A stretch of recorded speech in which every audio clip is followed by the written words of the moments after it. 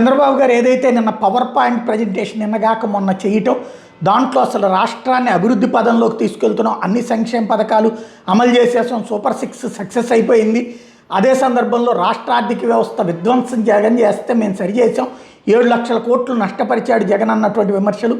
దానికి జగన్ కాగ్ లెక్కలు చెప్పి ఆనాడు మీరు సర్వనాశనం చేస్తే రాష్ట్రాన్ని నేను దారిలో పెట్టాను, దానికి సాక్ష్యం ఇదిగో జిఎస్టిపి గ్రోత్, అట్లాగే రాష్ట్ర ఆర్థిక పరిస్థితి మెరుగుదల, మీరు నాశనం చేసిన దాన్ని 2 ఏళ్ళు కరోనా వచ్చినా కూడా నేను బాగు చేసి పెడితే అభూత కల్పనలతో ప్రజలను ఎందుకు మోసం చేస్తారని చెప్పడం. ఆ తర్వాతన కాగ్ నివేదికల్ని ఉటంకిస్తూ ఎక్కడ బాగుపడింది రాష్ట్రం మీ హయాంలో నాశనమైందని కాగే చెప్తోందంటూ ట్వీట్ చేసినటువంటిది నేను రాత్రే మాట్లాడుకున్నాం. ఈ అంశం మీద అప్పటి ఆర్థిక మంత్రి బుగ్గన రాజేంద్రనాథ్ రెడ్డి స్పందించారు. స్థూల ఉత్పత్తిలో చంద్రబాబు ప్రభుత్వం కంటే కూడా జగన్ ప్రభుత్వం అద్భుతంగా ఉంది, అట్లాగే తలసరి ఆదాయంలో చంద్రబాబు ప్రభుత్వం కంటే జగన్ ప్రభుత్వం అద్భుతంగా సాగింది, అలాగే అప్పులు బయట ఒకలా అసెంబ్లీలో ఒకలా చెప్తుంటారు, ఎంత అబద్ధం అండి, కొంచెం కూడా సిగ్గుండదా, అప్పుల్లో చంద్రబాబు బ్రాండ్ కాగ్ లెక్కల ప్రకారం ఇండియాలో ఆంధ్రప్రదేశ్ నెంబర్ 1గా ఉంది, జిల్లాల వారీగా మద్దతు ధర లేక రైతులు నష్టపోతుంటే జగన్ ప్రభుత్వంలో సంతోషంగా ఉన్న రైతులకు సంబంధించి తెలియదా, అదే చంద్రబాబు ప్రభుత్వంలో దీనంగా రైతులు చూస్తూ వచ్చారు, సూపర్ 6 సూపర్ 8ల హామీల గురించి హామీలు అమలు కాకుండా అన్నీ ఇచ్చేసామని ఒకటే రుద్దుడు అంటూ కీలకమైనటువంటి స్టేట్మెంట్స్ ఇచ్చారు. అందులో ప్రభుత్వానికి సంబంధించినటువంటి లెక్కలన్నీ కూడా విప్పి చెప్పుకొచ్చారు. ఉపయోగమేమి లాభమేమి, అప్పు ఏమన్నారంటే ఎంత అన్యాయంగా చెప్తారు. మళ్ళీ 10 లక్షల కోట్ల అప్పు కరెక్ట్ అనండి, 10 లక్షల కోట్ల అప్పు ఎట్లా చెప్పగలుగుతున్నాండి మీరు? అంటే ఆర్బీఐ తప్పు చెప్తుంది, కంట్రోలర్ అండ్ ఆడిటర్ జనరల్ తప్పు చెప్తున్నాడు, మొత్తం మీరు ప్రవేశపెట్టిన అసెంబ్లీలో అకౌంట్స్ తప్పు చెప్తున్నాయి, మేము తప్పు చెప్తున్నాము, మీరు మాత్రం కరెక్ట్గా చెప్తారు. ఆర్బీఐ తప్పు, సిఏజీ తప్పు, ఈ లెక్కలన్నీ వివరంగా చెప్పుకుని వచ్చారు. ఫీల్డ్లో సొంత జిల్లాలో మామిడి పంట వదిలేసిన మాట వాస్తవమా కాదా? రాయలసీమలో వేరుశెనగ ముఖ్యమైన పంట అయితే 14 లక్షల చిల్లర ఎకరాలు సాగులో ఉండాల్సినది ఈరోజు ఓన్లీ 5 లక్షలే ఉంది, వాస్తవమా కాదా? అదేవిధంగా పత్తి ఏదైతే 8,110 రూపాయలు అమ్మాల్సినది ఈరోజు 5 నుంచి 6,000 అమ్ముతుంది, వాస్తవమా కాదా? ఉల్లి పరిస్థితి ఏమి వదిలేసినారు అసలు, వాస్తవమా కాదా? అసలు అరటి అయితే కొనేవాళ్ళు లేక మొత్తము ఈవెన్ పంట తెంపేది కూడా గిట్టుబాటు కావడంలే, వాస్తవమా కాదా? మొక్కజొన్న 2,400 కనీస మద్దతు ధర ఉంటే ఎంఎస్పీ ఉంటే 1,600 రూపాయలకి ఈరోజు రోడ్డు మీద పోసుకొని అమ్ముతున్నారు, వాస్తవమా కాదా? అదేవిధంగా ఈ మోందా తుఫానుకు దెబ్బతినేది ఈరోజు 1,450 రూపాయలకే ప్యాడీ అమ్ముతుంది, వాస్తవమా కాదా? కంది చూస్తే 8,000 రూపాయలు ఉండాల్సిన కనీస మద్దతు ధర ఈరోజు కొత్త పంట అయితే 6,400కి అమ్ముతున్నారు, పాత పంట అయితే 6,000. ఇది కాక ఇప్పుడు త్వరలో కంది మళ్ళీ 1 లక్ష టన్నులు దిగుబడి ఉంటుంది పంట వచ్చే నెల నుంచి. మీరు ఏం దానికి ప్రిపేర్ అయినారా లేదా? మీరండి ఎందుకు ఈ ఫిగర్స్ అన్ని స్థూల ఉత్పత్తి అగ్రికల్చర్ ఇంత పెరిగింది, అది ఇంత పెరిగింది, ఇది ఇంత తగ్గింది, ప్రాక్టికల్స్. నిజం చెప్పండి, పామాయిల్ సంగతి అండి, పామాయిల్ మీరు మొన్న అంటే కోకో పామాయిల్ ఇవన్నీ నేనే ఇంట్రడ్యూస్ చేసినాను. నిజం చెప్పాలంటే పామాయిల్ 2019లో జగన్మోహన్ రెడ్డి గారు ముఖ్యమంత్రి అయినప్పుడు మరి ఒక నిర్ణయం తీసుకొని పాపం ఏ మాట కామాట కనాలంటే ఆ రోజు మాజీ ఎంపీ కోటగిరి శ్రీధర్ గారు పోయి జగన్మోహన్ రెడ్డి గారికి విజ్ఞప్తి చేసుకొని ఆ గోదావరి జిల్లా వాళ్ళ తరఫున ఇస్తే 2014లో పామాయిల్ ధరలు ఎట్లున్నాయండి మీ టైంలో? 2014లో 7,370, 2015లో 6,125, 2016లో 7,513, 2017లో 7,790, 2018లో 8,525. కానీ అదే జగన్మోహన్ రెడ్డి గారు ముఖ్యమంత్రి అయినాక వైఎస్ఆర్సీపీ ప్రభుత్వం వచ్చిన తర్వాత 2020లో 10,527, 2021లో 17,083, 2022లో 17,704, 2023లో 18,200. ఈరోజు పరిస్థితి ఏమి చూడండి ఒకసారి. ఉల్లి అయితే ఘోరాతి ఘోరం, కర్నూలు, నంద్యాల, అనంతపురము, కడప ఉల్లికి ఏమని చెప్పినారు మీరు? మొత్తము 20,000 ఎకరాకి ఇస్తామని అన్నారు. అది కూడా ఎట్లా చెప్పినారు? హెక్టార్కి 50,000 అన్నారు. ఇంతవరకు 1 రూపాయి పడిందా ఎవరికన్నా కానీ? పైగా ఈ పంట చేయకుండా ఈ పంట నమోదు కాకముందే మీ వాళ్ళు వచ్చి రుబాబు చేసి ఎక్కించుకున్నారు పేర్లు. ఒక్కరికన్నా 1 రూపాయన పడిందా ఉల్లి? ఎందుకు ఇట్లా జరిగిందంటే నేను చెప్తాను చూడండి. ఎందుకు ఇట్లా జరిగిందంటే వైఎస్ఆర్ కాంగ్రెస్ పార్టీ ప్రభుత్వం జగన్మోహన్ రెడ్డి గారు ముఖ్యమంత్రిగా ఉండగా ప్రధానమైన ఒక స్థానము రైతులకు ఇచ్చినది. ఇప్పుడు రైతులు ఏమంటున్నారు, మీరేమంటున్నారు? 5,000 రూపాయలు ఇచ్చేది చప్పట్లు కొట్టండి, 5,000 రూపాయలు ఇచ్చేది చప్పట్లు ఎందుకు కొడతారండి? చప్పట్లు భిక్ష మాదేమన్నా? రైతు ఏమంటున్నాడు? నాకు ఆత్మాభిమానం ఉంది, నాకు నా కనీస మద్దతు ధర నాకు ఇవ్వండి చాలు, నేను రైట్ రాయాలి కాదు నా సొమ్ము. మీరు అది చేయకుండా ఏందో అసలు నాకు తెలిసి కనీస మద్దతు ధర అనేదానికి అర్థమన్నా మీకేమన్నా పూర్తిగా వదిలిపెట్టేసినట్టున్నారు. కనీస మద్దతు ధర ఇంప్లిమెంటేషను, సేకరణ, ప్రొక్యూర్మెంట్ చేయకుంటే ఎట్లా వస్తుంది? ఇప్పుడు 2,400 రూపాయలు కనీస మద్దతు ధర మొక్కజొన్నకు అని మీరు అన్నారు, 8,000 కందికి అని అన్నారు. మీరు కొనుగోలు చేస్తే కదా రేట్ ఆడికి వచ్చేది. మీరే కొనుగోలు చేయకుంటే అంటే ఇది ఏమిటి పనికి వస్తాయి? పేపర్లు, కుంకుమ బట్టు, పసుపు ఏదైనా పెట్టుకొని ఇంట్లో పెట్టుకునేదానికి పనికి వస్తాయి అంతే. ఇప్పుడు ఎందుకు అట్లా జరిగిందంటే ఆ రోజు జగన్మోహన్ రెడ్డి గారి పాలనలో విపరీతమైన ప్రాధాన్యత ఇవ్వడం జరిగింది వ్యవసాయానికి. రైతే రాజు అని ఎందుకు అనేది? ఎందుకంటే ప్రపంచవ్యాప్తంగా కూడా రైతులకు ప్రభుత్వ సాయం లేనిది గిట్టుబాటు కాదు. ఏ వ్యవసాయం గిట్టుబాటు కాదు ప్రభుత్వ సాయం లేనిది. అందుకనే ఆ రోజు మన పంట సీజన్ స్టార్ట్ కాకముందే రైతు భరోసా వేసేవాళ్ళం. ఎంత అండి వేసిండేది? దాదాపు 34,000 అంటే 5 సంవత్సరాలు కలిసి 34,288 కోట్లు రైతు భరోసా, వైఎస్ఆర్ రైతు భరోసా కింద వేసిండేది. అసలు ఇన్సూరెన్స్ అండి, బీమా మీరేం చేసినారు? బీమా మీరు ప్రీమియం కట్టడంలే. జగన్మోహన్ రెడ్డి గారు ఏమన్నారు ఆ రోజు? ఇది రైతు ఒకటి తెలుసో తెలియకనో కట్టకపోవచ్చు, కట్టకుంటే కానీ ఇన్సూరెన్స్ రాదు కదా, కాబట్టి ఎంతైనా ఖర్చు కాదంటే ఎంత 7,800 కోట్లు 5 సంవత్సరాల మీద ఇన్సూరెన్స్ ప్రీమియం కట్టడం జరిగింది. అంటే 1,500 కోట్లు సంవత్సరానికి ప్రీమియం. అందుకనే రైతుకు ఏ రోజు కూడా ఇబ్బంది లేదు. పెట్టుబడి ఇన్పుట్ సబ్సిడీ అండి, ఇన్పుట్ సబ్సిడీ మొత్తము మామూలుగా ఇన్పుట్ సబ్సిడీ ఎట్లా, ఏదన్నా కరువు కానీ ఏదన్నా పంట నష్టం జరిగినప్పుడు కేంద్ర ప్రభుత్వం ఇస్తుంది, రాష్ట్ర ప్రభుత్వం వాటా ఉంటుంది. అది ఎప్పుడో 2 సంవత్సరాలు మీ టైంలో వచ్చేది. కానీ ఇప్పుడు ఏమైంది? జగన్మోహన్ రెడ్డి గారు ఏం చేసినారంటే సంవత్సరానికి 2 సార్లు ఖరీఫ్ రబీకి కూడా ఇవ్వడం జరిగింది. ఇచ్చి తర్వాత కేంద్రం నుంచి పోరాడి తెచ్చుకునే వాళ్ళం. ఎంత? 3,260 కోట్లండి. ఎంతమంది? 34 లక్షల రైతులకు 34 లక్షల రైతులకు ఇన్పుట్ సబ్సిడీ ఇవ్వడం జరిగింది. 54,50,000 రైతులకు ఇన్సూరెన్స్ ప్రీమియం కట్టడం జరిగింది. 54 లక్షల మంది రైతులకు వైఎస్ఆర్ రైతు భరోసా ఇవ్వడం జరిగింది. సేకరణ అండి, సేకరణ చూసినట్లయితే అసలు ఒక 2022-23 ఉదాహరణకు చూస్తే ఒక్క శనగలు 64,300 టన్నులు శనగలు సేకరణ చేసినారు. మొక్కజొన్న ఎంత అండి? 72,300 టన్నులు సేకరణ చేసింది. అరటిపండు సేకరణ చేసింది, ఉల్లిగడ్డ సేకరణ చేసింది. అది చేసింది కాబట్టే అసలు రాష్ట్రంలో ఏది 0 వడ్డీ పంట రుణాలు అయితే 2,050 కోట్లు కడుతూ మీరు బకాయి పెట్టిపోయిన 1,180 కోట్లు కూడా మేమే కడుతుంది. ఎందుకు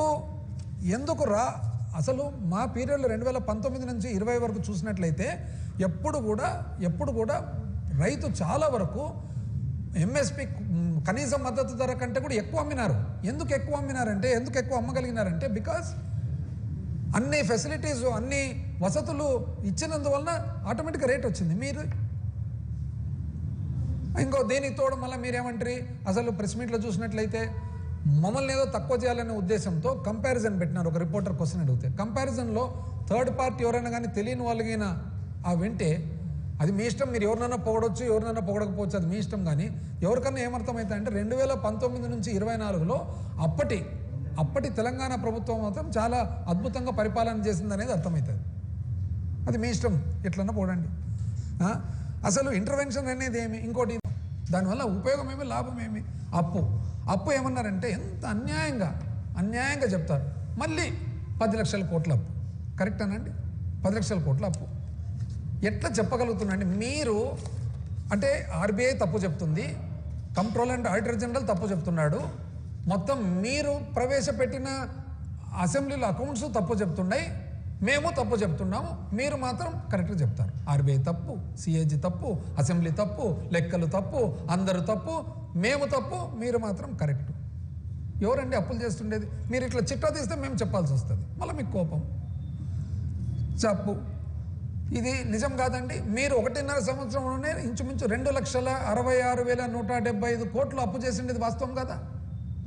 అంటే బడ్జెట్ అప్పు, బడ్జెట్ అప్పు 1,54,880 కోట్లు చేస్తే బడ్జెట్ బయట అప్పు 1,11,295 కోట్లు చేసినది వాస్తవమా కాదా చెప్పండి.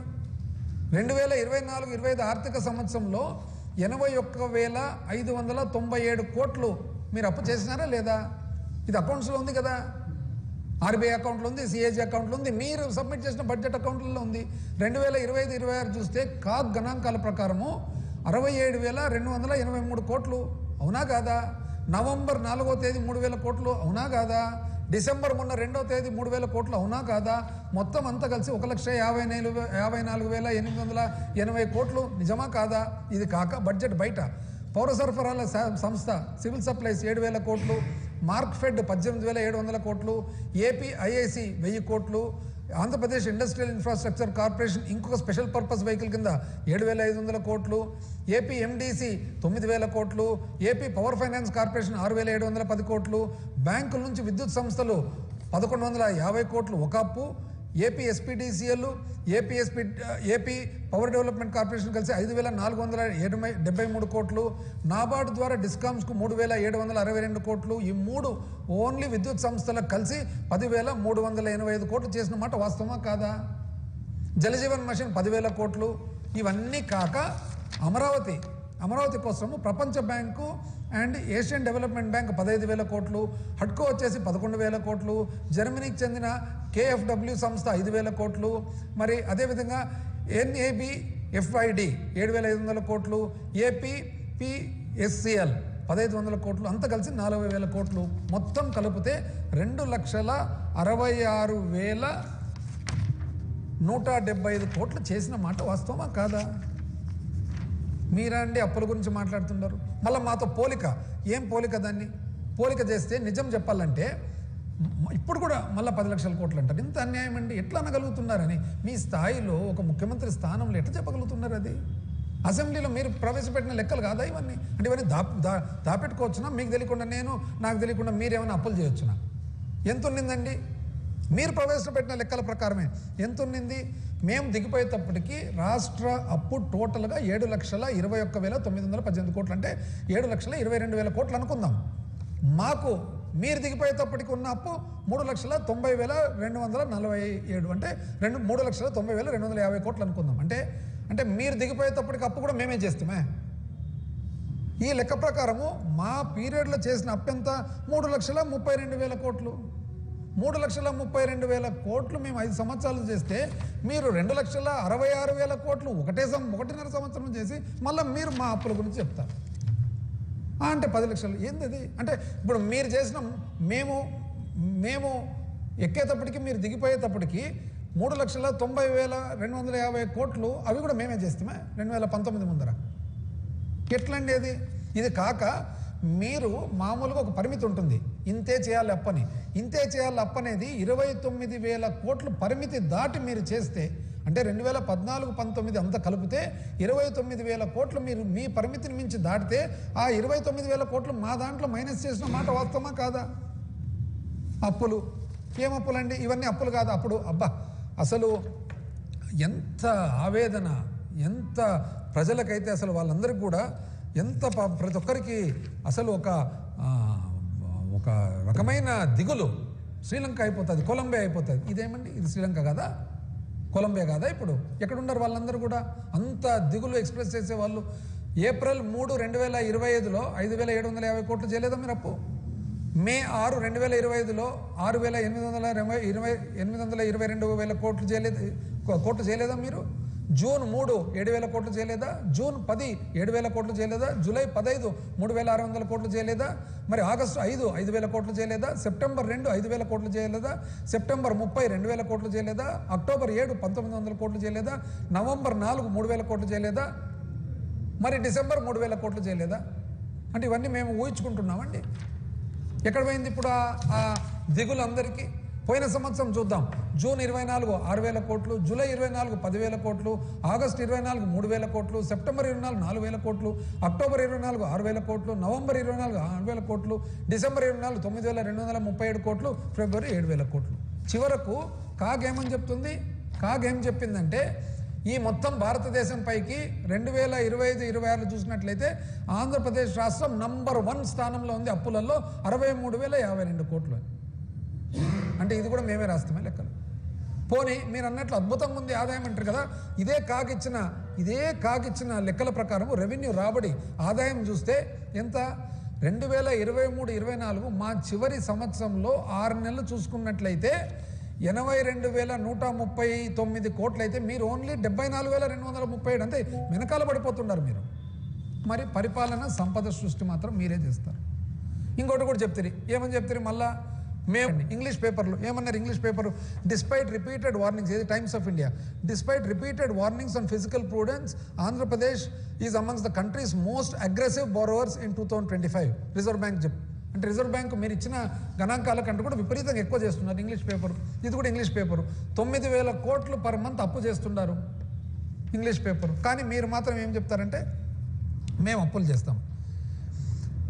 ఇదంతా కూడా నాకు అర్థమైనది ఏమంటే మీరు కేవలము ఒక స్ట్రాటజీ, అంటే రాష్ట్రం ఏదో చాలా అధోగతి పాలైపోయింది. నిజం చెప్పాలంటే విధ్వంసం కాదండి, మీది అసమర్థతతో కూడిన ధ్వంసం.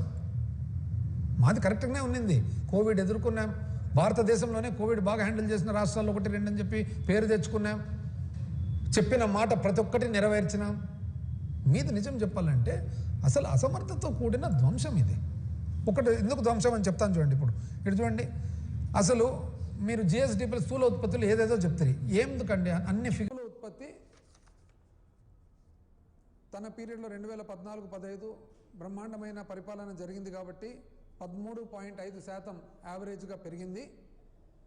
2019-20 ఆయనంత గొప్ప పరిపాలన చేత కాలేదు కాబట్టి మాకు 12.02 మాత్రమే పెరిగింది అని.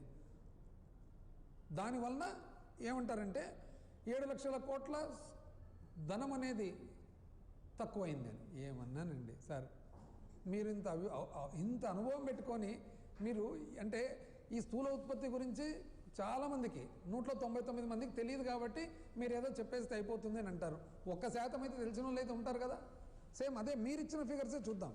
మీరిచ్చిన ఫిగర్సే చూస్తే 2020-21లో -1.2 కేంద్ర ప్రభుత్వం స్థూల ఉత్పత్తిలో ఉంది, మైనస్లో, నెగిటివ్ గ్రోత్. ఎందుకు? కోవిడ్ కాబట్టి. అంటే కోవిడ్ కేంద్ర ప్రభుత్వానికి మాత్రమే వస్తుందండి, రాష్ట్ర ప్రభుత్వానికి రాదా? ప్రపంచానికంతా వచ్చినప్పుడు రాష్ట్ర ప్రభుత్వానికి రాదా? అంటే 2020-21లో ఆంధ్రప్రదేశ్ రాష్ట్రానికి కోవిడ్ ఎఫెక్ట్ లేదంటారా మీ ప్రకారంగా? ఆ రోజు కూడా -1.2 కేంద్ర ప్రభుత్వం స్థూల ఉత్పత్తి నెగిటివ్ గ్రోత్ తగ్గుదలలో ఉంటే కూడా రాష్ట్ర ప్రభుత్వం మాత్రం 5.7 పెరిగింది. 5.7.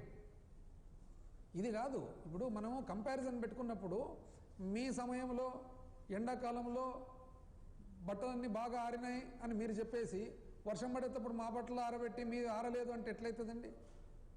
ఇది కేంద్ర స్థూల ఉత్పత్తిలో మన భాగం ఎంత అనేది చూద్దాం. మీ యావరేజ్ అది మాత్రం కన్వీనియంట్గా మీరు చెప్పరు, మీరిచ్చినదే, మీరిచ్చిన డేటానే. కేంద్ర స్థూల ఉత్పత్తిలో మీ పరిపాలనలో రాష్ట్ర భాగం ఎంత అంటే 4.45%.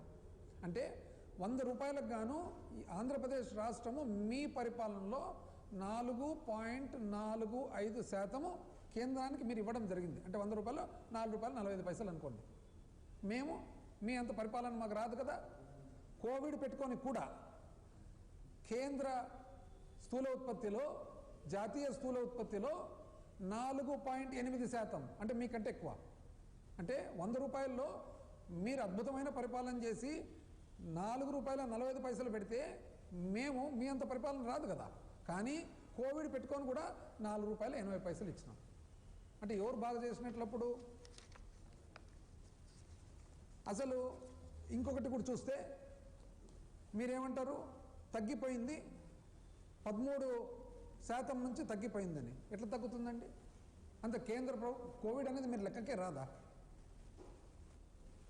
మరి అప్పుడు అదే 2020-21 సంవత్సరంలో కేంద్రం అంత పెద్ద జాతీయ స్థూల ఉత్పత్తి -1.2లో ఉంటే రాష్ట్ర స్థూల ఉత్పత్తి 5.7 చాలా గొప్ప సాధన కదా. దాని గురించి చెప్తున్నారో చెప్పరు. నెక్స్ట్ ఏమంటారు మీరు, మీ రాబడిలో ఎందుకు మరి మారడం లేదు? మీరేమంటున్నారు అంటే ఎక్కడైతే ధనవంతులు కానీ ఆదాయం మాత్రం లేదు అని అంటున్నారు అనమాట. ఇప్పుడు మీరు ఒకసారి చూడండి, 2019-24 మధ్యలో చూసినట్లయితే రాష్ట్ర స్థూల ఉత్పత్తి ఎట్లా పెరిగింది? 10.7% పెరిగింది, 9.7% పెరిగింది. కానీ అదేవిధంగా ఆదాయం ఎంత పెరిగింది? 10.7%, అంటే టాలీ అయిపోతుంది. కానీ మీరు చెప్పే ప్రకారం అయితే ఒకవేళ 12.0% నిజంగా గిన మీది పెరిగింటే మీ ఆదాయం ఎందుకు ఓన్లీ 3% మాత్రమే పెరుగుతుంది? ఇప్పుడు కేంద్రాన్ని చూస్తే పోనీ మాది చూద్దాం, మా 5 సంవత్సరాలు చూద్దాం. ఏది 2018-19 నుంచి 23-24 వరకు చూసినట్లయితే అప్పుడు స్థూల ఉత్పత్తితో పాటు ఒకవేళ ఆదాయము గమనించినట్లయితే పెరుగుదల మరి అప్పుడు 10.2% మాది స్థూల ఉత్పత్తి పెరిగింది, ఆదాయం కూడా మాది 9.8% పెరిగింది. అదే సమయంలో జాతీయ స్థూల ఉత్పత్తి చూస్తే 10.7% వాళ్ళది పెరిగింది, 9.7% ఆదాయం పెరిగింది. కానీ మీది మాత్రము 12% స్థూల ఉత్పత్తి పెరుగుతుందంట, కానీ 3% మాత్రము ఆదాయం పెరుగుతుందంట. ఎట్లా అండి ఇది టాలీ అయ్యేది? అంటే మీరు చెప్పేదేమి? ధనమేమో వస్తుంది, మీరు ధనికులైనారు, కానీ ఆదాయం మాత్రం లేదు. అదేవిధంగా చూసినట్లయితే పోనీ మీరు ఫస్ట్ 6 నెలలు అన్నారు కదా, 2025-26, అది కూడా చూద్దాం పోలిక. 2023-24 నుంచి పోల్చితే 2025-26 పోలిస్తే ఫస్ట్ 6 నెలలు పోల్చినట్లయితే ఎంతండి మీరు చెప్పేది?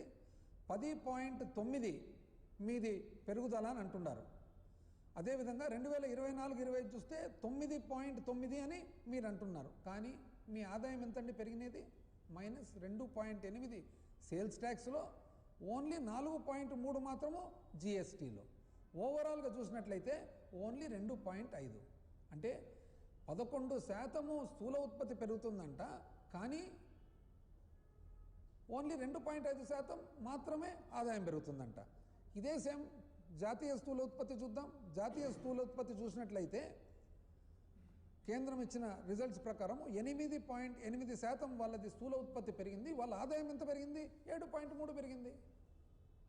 అంటే కేంద్రానిది 6 నెలలదే టాలీ అవుతుంది, కేంద్రానిది మాతో టాలీ అవుతుంది, కేంద్రానిది సంవత్సరంది టాలీ అవుతుంది, మీది మాత్రం ఎక్కడ టాలీ కాదు.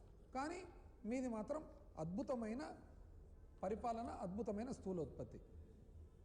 అసలు ఈ ధనానికి ఆదాయానికి పొంతన లేకుండా మీరు ఎట్లా చెప్తున్నారు అనేది మాత్రము చాలా ఆశ్చర్యం. ఎందుకు చెప్పగలుగుతున్నారు ఇదంటే, మీరు స్థూల ఉత్పత్తి ఫిగర్స్ ఏవైతే ఇస్తున్నారో ఈ 3 నెలలు అని నిజం చెప్పారంటే దాని పెద్ద అది లెక్కచారం వేసేదానికి రాదు. ఈరోజు ఏదన్నా కానీ స్థూల ఉత్పత్తి ఎస్టిమేట్స్ ఇస్తే అది కరెక్టా కాదనేది 3 సంవత్సరాల తర్వాత తెలుస్తుంది. ఫస్ట్ అడ్వాన్స్ ఎస్టిమేట్స్, ఆ తర్వాత ఫస్ట్ రివైజ్డ్ ఎస్టిమేట్స్, ఆ తర్వాత సెకండ్ రివైజ్డ్ ఎస్టిమేట్స్, ఆ తర్వాత థర్డ్ రివైజ్డ్ ఎస్టిమేట్స్, ఫైనల్గా అకౌంట్స్. మీరేమి ఇప్పుడు ఏదో ఒకటి చెప్పేస్తే కానీ అయిపోయిందిలే అని చెప్పి మీరు అనుకుంటూ ఉన్నారు. అంతే, మాకైతే అంతే అర్థమవుతుంది. అసలు 7 లక్షలు ఏంది, తగ్గడం ఏంది? దాని తర్వాత ఇంకోటి ఏమన్నారండి, తలసరి ఆదాయం తగ్గింది అన్నారు. దానికి కూడా కంప్లీట్ అయిపోయిందంటే సూపర్ హిట్ అయిపోయిందంట. అయిపోయిందండి, సూపర్ హిట్ అయిపోయిందా? అంటే ఇప్పుడు ఎవరిని ఇప్పుడు అన్నదాత సుఖీభావ వచ్చేసింది, 20,000 అందరికి వచ్చేసిందండి. సంవత్సరం నుంచి ఇప్పటికి 40,000 వచ్చింది ఒక రైతుకు వచ్చిందా? ఏది పిఎం కిసాన్ 6,000 కాక యువగలం ఎవరికైతే ఉపాధి లేదో, ఎంప్లాయ్మెంట్ లేదో వాళ్ళకందరికి నెలకు 3,000 వస్తుందండి. ఆడవాళ్ళందరికీ నీకు 15 అన్నారు కదా, వచ్చినా 15. తల్లికి వందనం అరా కొర, అది కూడా ఎట్లా? సగం మంది మాకు రాలే అంటే మాకు రాలే అని. ఎన్ని సిలిండర్లు ఇచ్చినారండి? 3 ఇచ్చినారు. ఎవరికైనా ఒక సిలిండర్ దాటి ఎవరికైనా వచ్చిందా? బస్సులు ఎన్ని బస్సులు ఎన్ని తగ్గించినారు? అసలు ఆశ్చర్యం ఏమంటే మాకు అర్థం కాంది ఏదైనా కానీ ఎక్కడికి పోయినాయి డబ్బులు అని. మీరు చూస్తే అప్పు బ్రహ్మాండంగా చేస్తున్నారు.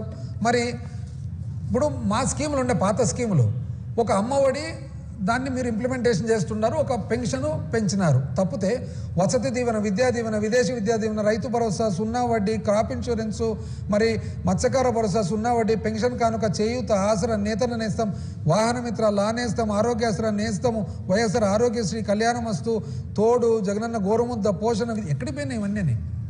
మరి మీకు మాకు తేడా అంటే మాకు 9,000 ఉండింది, మీకు 1,07,000 గ్యాప్ ఉంది. ఎక్కడ పోతున్నాయి డబ్బులు అనేది?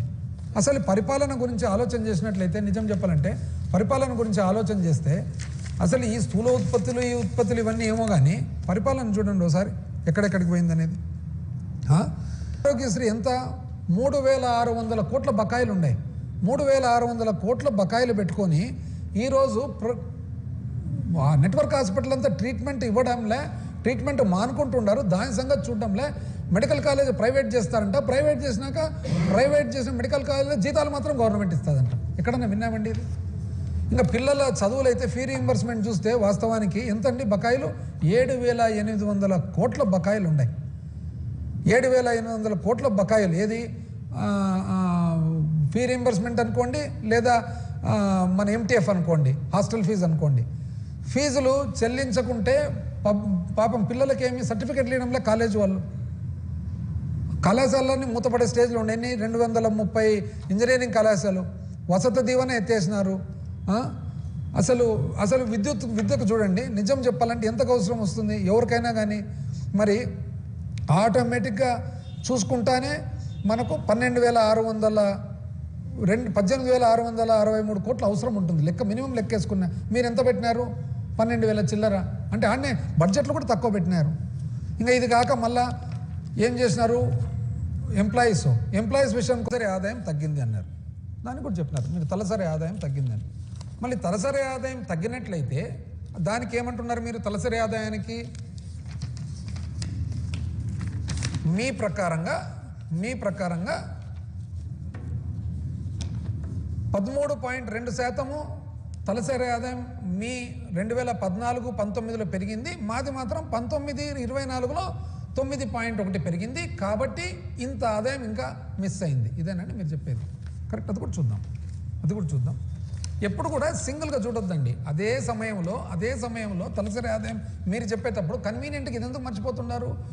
జాతీయ స్థాయిలో కేంద్రము -3.9 అంటే 3.9 తలసరి ఆదాయం తగ్గితే మాది 4.8 పెరిగింది. అదెందుకు చెప్పడం లేదు మీరు?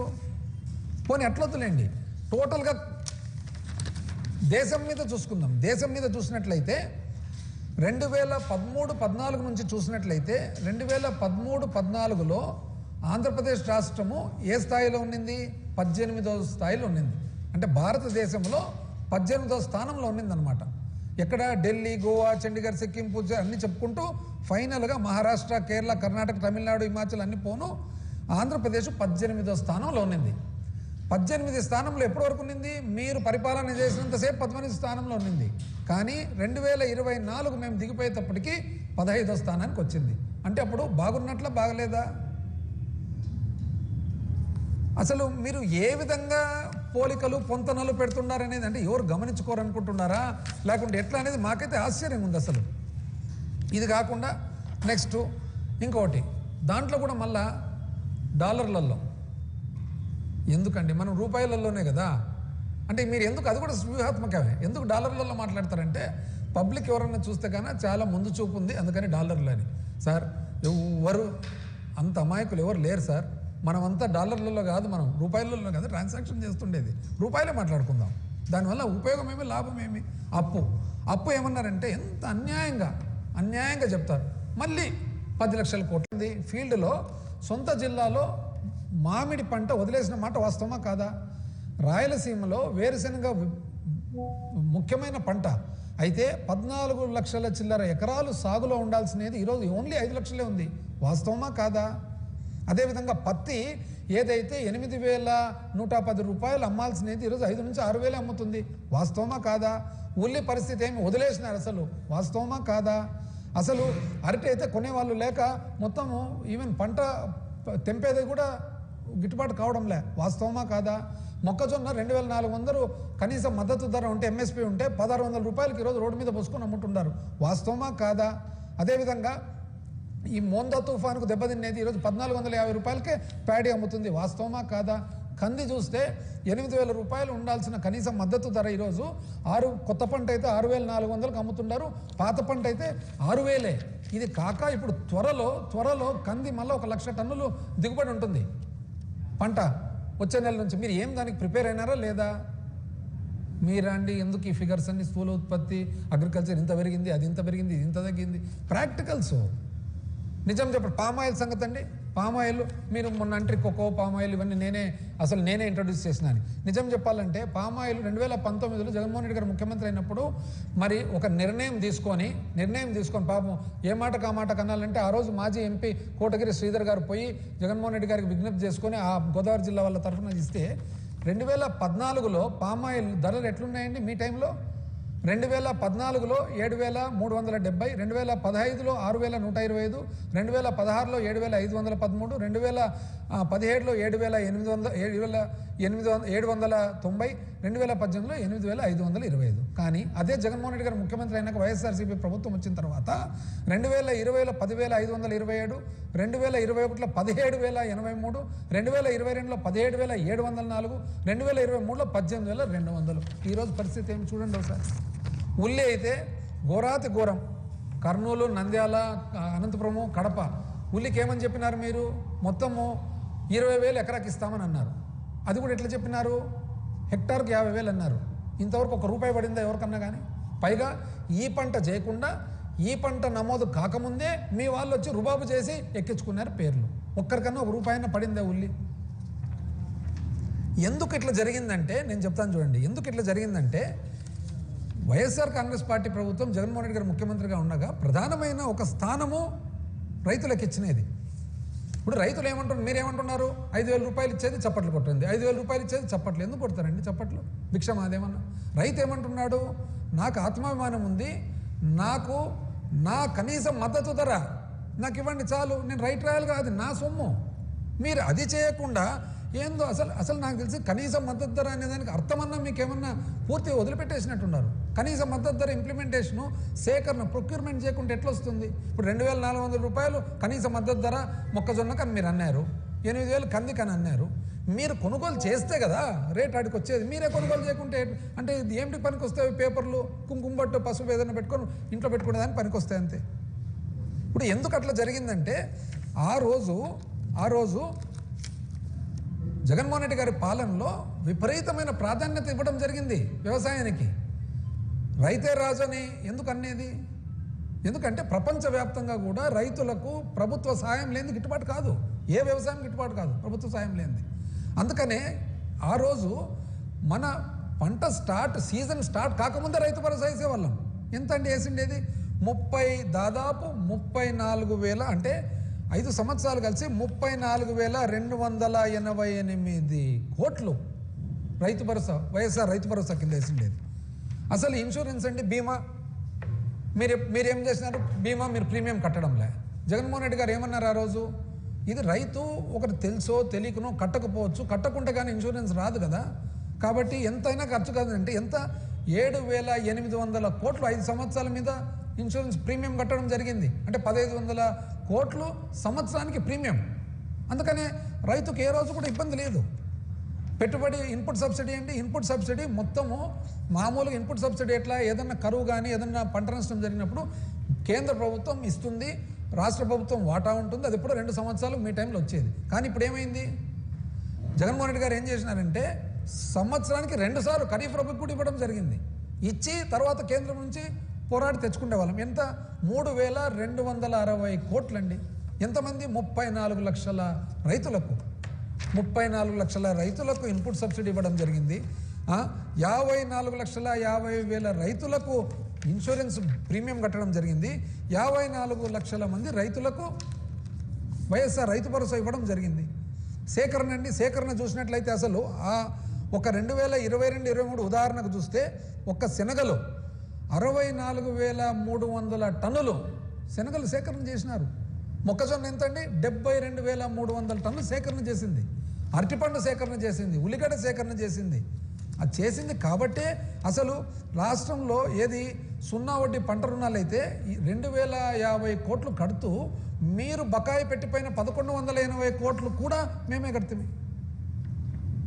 ఎందుకు అసలు మా పీరియడ్లో 2019 నుంచి 20 వరకు చూసినట్లయితే ఎప్పుడు కూడా రైతు చాలా వరకు ఎంఎస్పి కనీస మద్దతు ధర కంటే కూడా ఎక్కువ అమ్మినారు. ఎందుకు ఎక్కువ అమ్మినారంటే, ఎందుకు ఎక్కువ అమ్మగలిగినారంటే బికాస్ అన్ని ఫెసిలిటీస్, అన్ని వసతులు ఇచ్చినందువలన ఆటోమేటిక్గా రేట్ వచ్చింది. మీరు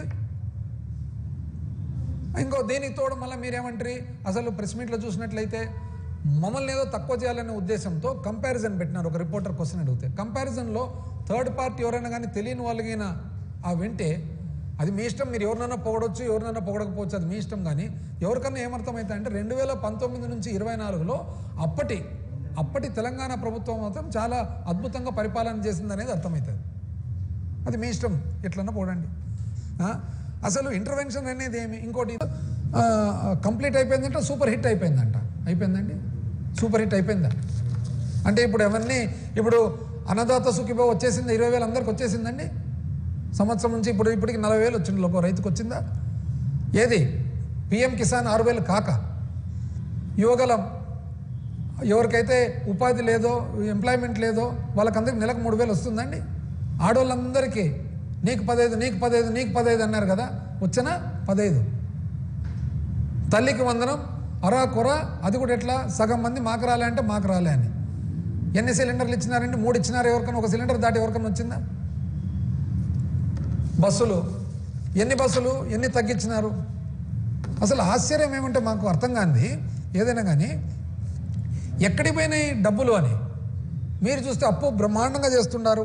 మరి ఇప్పుడు మా స్కీములు ఉండే పాత స్కీములు, ఒక అమ్మఒడి దాన్ని మీరు ఇంప్లిమెంటేషన్ చేస్తున్నారు, ఒక పెన్షను పెంచినారు తప్పితే వసతి దీవెన, విద్యా దీవెన, విదేశీ విద్యా దీవెన, రైతు భరోసా, సున్నా వడ్డీ, క్రాప్ ఇన్సూరెన్సు, మరి మత్స్యకార భరోసా, సున్నా వడ్డీ, పెన్షన్ కానుక, చేయూత, ఆసరా, నేతల నేస్తం, వాహన మిత్ర, లా నేస్తం, ఆరోగ్యాశ్ర నేస్తము, వైఎస్ఆర్ ఆరోగ్యశ్రీ, కళ్యాణమస్తు, తోడు, జగనన్న గోరుముద్ద, పోషణ, ఎక్కడికి పోయినాయి ఇవన్నీ? పోనీ మీకు మాకు తేడా అంటే మాకు 1,09,000 ఉండింది, మీకు 1,07,000 గ్యాప్ ఉంది. ఎక్కడ పోతున్నాయి డబ్బులు అనేది? అసలు పరిపాలన గురించి ఆలోచన చేసినట్లయితే, నిజం చెప్పాలంటే పరిపాలన గురించి ఆలోచన చేస్తే అసలు ఈ స్థూల ఉత్పత్తులు, ఈ ఉత్పత్తులు ఇవన్నీ ఏమో కానీ పరిపాలన చూడండి ఒకసారి ఎక్కడెక్కడికి పోయింది అనేది. ఆరోగ్యశ్రీ ఎంత, 3,600 కోట్ల బకాయిలు ఉన్నాయి. 3,600 కోట్ల బకాయిలు పెట్టుకొని ఈరోజు నెట్వర్క్ హాస్పిటల్ అంతా ట్రీట్మెంట్ ఇవ్వడంలే, ట్రీట్మెంట్ మానుకుంటున్నారు, దాని సంగతి చూడడంలే. మెడికల్ కాలేజ్ ప్రైవేట్ చేస్తారంట, ప్రైవేట్ చేసిన మెడికల్ కాలేజ్ జీతాలు మాత్రం గవర్నమెంట్ ఇస్తుందంట. ఎక్కడన్నా విన్నామండి ఇది? ఇంకా పిల్లల చదువులు అయితే ఫీ రీయింబర్స్మెంట్ చూస్తే వాస్తవానికి ఎంతండి బకాయిలు? 7,800 కోట్ల బకాయిలు ఉన్నాయి. 7,800 కోట్ల బకాయిలు. ఏది ఫీ రీయింబర్స్మెంట్ అనుకోండి, లేదా మన ఎంటీఎఫ్ అనుకోండి, హాస్టల్ ఫీజు అనుకోండి. ఫీజులు చెల్లించకుంటే పాపం పిల్లలకేమి సర్టిఫికెట్లు ఇవ్వడంలే కాలేజ్ వాళ్ళు. కళాశాలన్నీ మూతపడే స్టేజ్లో ఉన్నాయి. 230 ఇంజనీరింగ్ కళాశాలలు, వసతి దీవెన ఎత్తేసినారు. అసలు విద్యకు చూడండి, నిజం చెప్పాలంటే ఎంత అవసరం వస్తుంది ఎవరికైనా కానీ. మరి ఆటోమేటిక్గా చూసుకుంటానే మనకు 18,663 కోట్లు అవసరం ఉంటుంది. మినిమం లెక్కేసుకున్నా. మీరు ఎంత పెట్టినారు? 12,000 చిల్లర. అంటే ఆడనే బడ్జెట్లు కూడా తక్కువ పెట్టినారు. ఇంకా ఇది కాక మళ్ళా ఏం చేసినారు? ఎంప్లాయీస్ విషయం సరే ఆదాయం తగ్గింది అన్నారు. దాన్ని కూడా చెప్పినారు మీరు, తలసరి ఆదాయం తగ్గిందని. మళ్ళీ తలసరి ఆదాయం తగ్గినట్లయితే దానికి ఏమంటున్నారు మీరు? తలసరి ఆదాయానికి మీ ప్రకారంగా 13.2% తలసరి ఆదాయం మీ 2014-19లో పెరిగింది. మాది మాత్రం 19-24లో 9.1 పెరిగింది. కాబట్టి ఇంత ఆదాయం ఇంకా మిస్ అయింది. ఇదేనండి మీరు చెప్పేది? కరెక్ట్. అది కూడా చూద్దాం. ఎప్పుడు కూడా సింగిల్గా చూడొద్దండి. అదే సమయంలో తలసరి ఆదాయం మీరు చెప్పేటప్పుడు కన్వీనియంట్గా ఇదెందుకు మర్చిపోతున్నారు? జాతీయ స్థాయిలో కేంద్రము -3.9 అంటే 3.9 తలసరి ఆదాయం తగ్గితే మాది 4.8 పెరిగింది. అదెందుకు చెప్పడం లేదు మీరు? పోనీ ఎట్లొద్దులేండి, టోటల్గా దేశం మీద చూసుకుందాం. దేశం మీద చూసినట్లయితే 2013-14 నుంచి చూసినట్లయితే 2013-14లో ఆంధ్రప్రదేశ్ రాష్ట్రము ఏ స్థాయిలో ఉండింది? 18వ స్థాయిలో ఉండింది. అంటే భారతదేశంలో 18వ స్థానంలో ఉన్నిందనమాట. ఎక్కడ? ఢిల్లీ, గోవా, చండీగఢ్, సిక్కిం, పూజ అన్ని చెప్పుకుంటూ ఫైనల్గా మహారాష్ట్ర, కేరళ, కర్ణాటక, తమిళనాడు, హిమాచల్ అన్ని పోను ఆంధ్రప్రదేశ్ 18వ స్థానంలో ఉన్నింది. 18 స్థానంలో ఎప్పటి వరకు ఉన్నింది? మీరు పరిపాలన చేసినంతసేపు 18 స్థానంలో ఉన్నింది. కానీ 2024 మేము దిగిపోయేటప్పటికి 15వ స్థానానికి వచ్చింది. అంటే అప్పుడు బాగున్నట్లా బాగలేదా?